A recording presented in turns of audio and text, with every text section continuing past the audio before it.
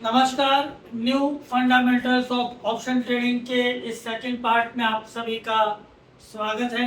इसके पहले मैंने फंडामेंटल्स ऑफ ऑप्शन ट्रेडिंग की एक सीरीज बनाई थी। उस पर करीब 10 लाख 20 लाख 5 लाख ऐसे व्यूज़ लगे थे। तो अब करीब 2-3 साल हो चुके हैं, कई बदलाव हो चुके हैं। तो अब वही सीरीज जो है फिर से एक नए पार्ट में आप लोग के लिए लाई जा रही है।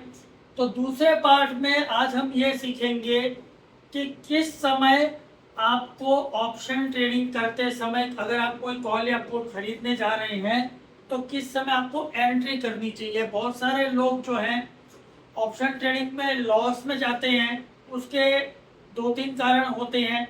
उनमें से एक जो बहुत बड़ा कारण होता है वो होता है गलत समय कॉल या पुट खरीदने का। और मेरे साथ भी हुआ और आपके साथ भी होगा कि आपने कॉल पुट खरीदी और उसके बाद थोड़ी देर बाद आपको लगता है यार मैं 15 मिनट और रुक जाता तो ये मेरे को और सस्ते में मिल जाती। ये होता होगा। वैसे तो देखिए, कोई भी दुनिया में ये प्रेडिक्ट नहीं कर सकता कि ये कॉल या पुट किस समय खरीदनी चाहिए या बिल्कुल लोवेस्ट पे जाकर के खरीदूं, मैं सबसे कम के भाव पे खरीदूं। ऐसा तो पॉसिबल होता नहीं। लेकिन फिर भी हम एक अंदाजा कैसे लगा सकते हैं कब एंट्री करें। उसके लिए आपको 2-4 चीज़ों का नॉलेज अच्छा होना चाहिए। पहले तो ये ओपन इंटरेस्ट क्या होता है और चेंज इन ओपन इंटरेस्ट क्या होता है, इसके बारे में अगर आपको अच्छी जानकारी नहीं है तो फिर आप ऑप्शन ट्रेडिंग में काम कर रहे हैं वो जुआ खेलने के बराबर है। तो आप इसको जानना चाहते हैं तो मेरी इसी चैनल ऑप्शंस तालीम पे ओपन इंटरेस्ट के बारे में मैंने 2-3 वीडियोस बनाए हैं, उनको जरूर देख लीजिए। उसके बाद ओपन इंटरेस्ट अगर आपको समझ में आता है, चेंजिंग ओपन इंटरेस्ट समझ में आता है, फिर आती बात ऑप्शन चेन की कि आपको ऑप्शन चेन में ये पढ़ते आना चाहिए कि शॉर्ट कवरिंग लॉन्ग अनवाइंडिंग कौन सी पोजीशन बन रही है। इनके बारे में भी नहीं मालूम तो इन सभी के बारे में करीब 3-4 वीडियोस मैंने मेरे इस ऑप्शन तालीम चैनल पे डाले हुए हैं, उनको जरूर देखिएगा। अब फर्स्ट करें, आपको इसका थोड़ा बहुत आइडिया है और ओपन इंटरेस्ट का भी आइडिया है। अब बात आती है कि हम एंट्री कब करें। तो उसका तरीका मैं यहाँ पे एक चीज बताता हूँ, मैं मेरे अनुभव से बता रहा हूँ। सबसे पहले बात आपको ये मालूम होनी चाहिए कि बाजार में मूवमेंट कब कब होती है। अमूमन एक मूवमेंट जो होती है बाजार में हमेशा रोज उसी समय नहीं, लेकिन एक मूवमेंट यूजुअली तब होती है जब यूरोप के मार्केट खुलने वाले हो। तो जिस समय यूरोप के मार्केट खुलते हैं कभी 12:30 बजे 1:30 बजे, जिस हिसाब से डे लाइट सेविंग टाइम के हिसाब से चेंज होते हैं। तो अगर यूरोप के फ्यूचर्स जो उसके अंदर आपको 3 में देखने चाहिए। यूरोप में कौन कौन से आपको स्टॉक मार्केट देखनी चाहिए। तो डेक्स जो कि जर्मनी का है, कैट जो कि फ्रांस का है और फिट्सी जो कि ब्रिटेन का है। तो ये 3 जो है, और यूरो स्टॉक्स 50। तो आपको ये देखना चाहिए। यूजुअली डेक्स पे तो हमेशा नजर होनी ही चाहिए कि डेक्स कहाँ चल रहा है, डेक्स के फ्यूचर्स कहाँ चल रहे हैं। तो यूरोप का मार्केट जब खुलने वाला होता है उसके 15 मिनट पहले के आसपास जो है बाजार में मूवमेंट अमूमन आती है।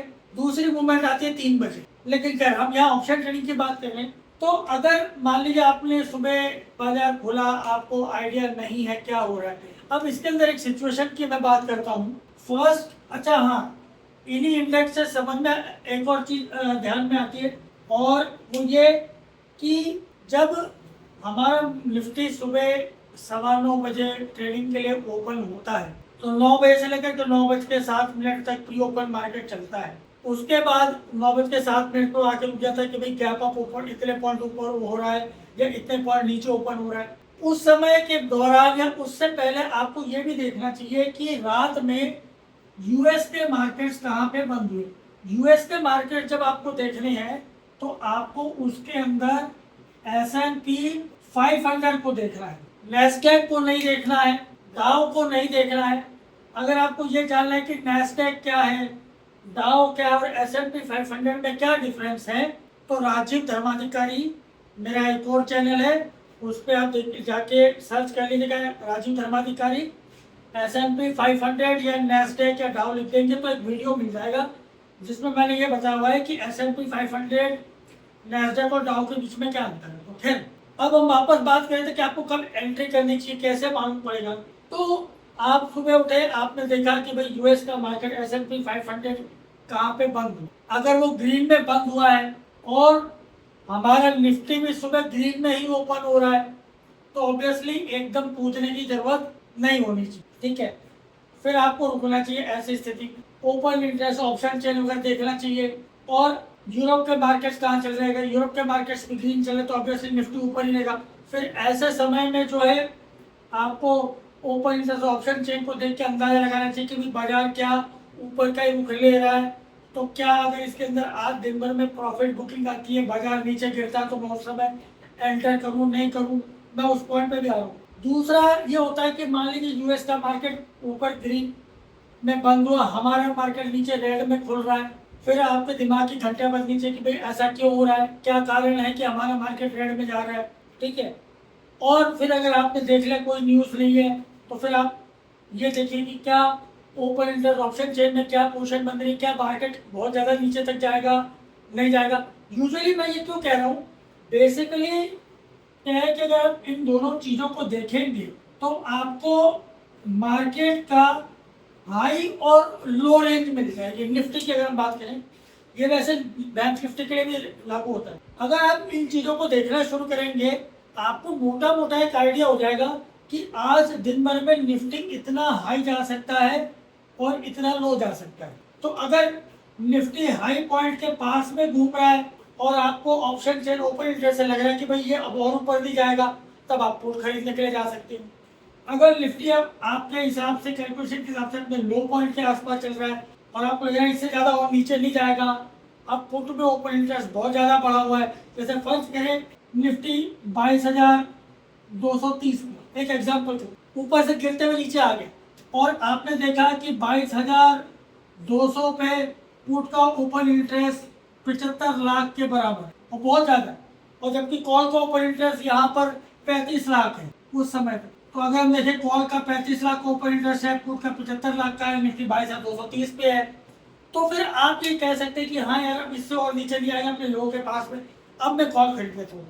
तो ये जो मेन चीज़ें थी बताने का, तो ये आपको इस प्रकार से जब आप एक जजमेंट ले लेंगे तो वो टाइम होता है, आपको इससे मालूम पड़ेगा कब एंट्री करनी कब एग्जिट। अब इसी से जुड़े हुए आप वापस इन्हीं चीज़ों पर आ जाते हैं कि अमूमन अगर आपको कोई जजमेंट लेते नहीं आ रही है, तो मेरा खुद का अनुभव ये रहता है कि आप सुबह के 11:30 बजे तक वेट करें। 11:30 बजे तक वो ट्रेड लो, 11:30 बजे आप वेट करें, उस समय तक देखें क्या पोजीशंस बन रही है ओपन इंटरेस्ट में ऑप्शन चेन में। और ये चीज़ आप सीखना चाहते हैं कि कैसे इनको पढ़ना है, तो इस ऑप्शन तालीम चैनल पर मैंने वीडियोस दिए हुए हैं।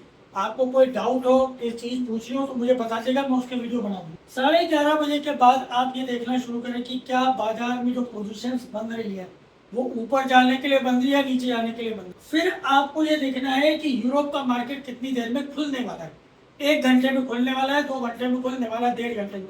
उसके बाद आपने देखा कि बाजार में जो पोजीशन बनी हुई है, क्या रात में यूएस का मार्केट उसी पोजीशन के हिसाब से बंद हुआ था और क्या यूरोप के मार्केट्स भी उसी पोजीशन की ओर जा रहे हैं। ऐसा यूजुअली होता है कि यूरोप के मार्केट्स यूएस को ट्रैक करते हैं। अब अगर S&P 500 नीचे की बंद हुआ, यूरोप के फ्यूचर्स नीचे चल रहे हैं, आपको 11:30 बजे तक दिख रहा है कि पोजीशन नीचे जाने की ही बन रही है, तो फिर आप कॉल में काम करेंगे तो ये ऑब्वियसली आपका लॉस ही होना है।